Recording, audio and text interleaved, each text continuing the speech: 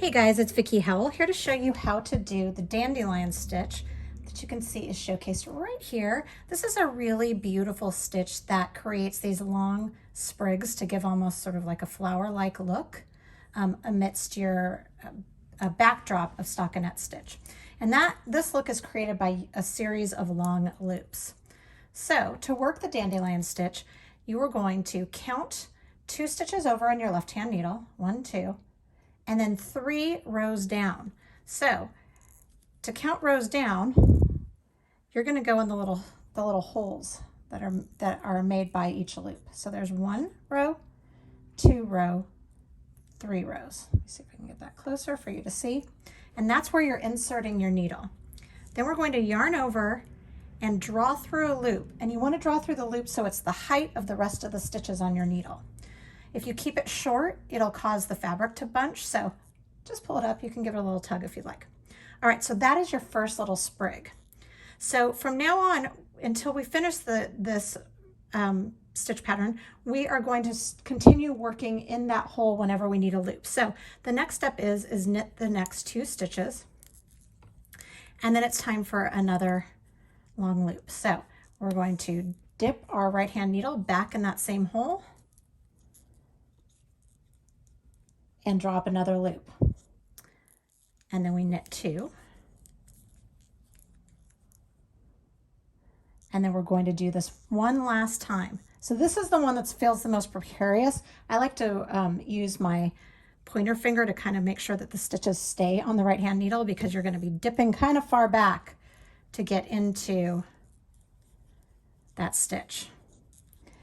And now you have your 3 sprigs along with the knit stitches in between. So there's a loop, 2 knit stitches, loop, 2 knit stitches, loop.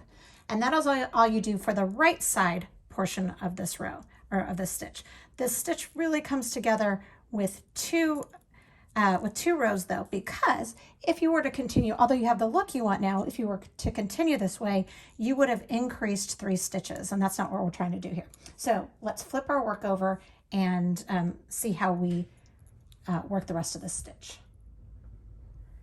Okay, now we flipped our work over. We worked back to our dandelion stitch, and so now we're on the back. And the purpose of the back side is to get us back down to the row count that we had before we did our dandelion stitch.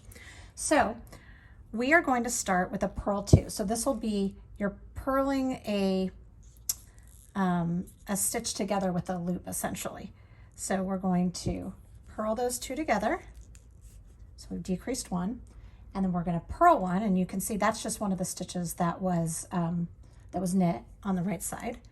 And then we're going to purl 2 together. So that is your loop and the stitch essentially knit together.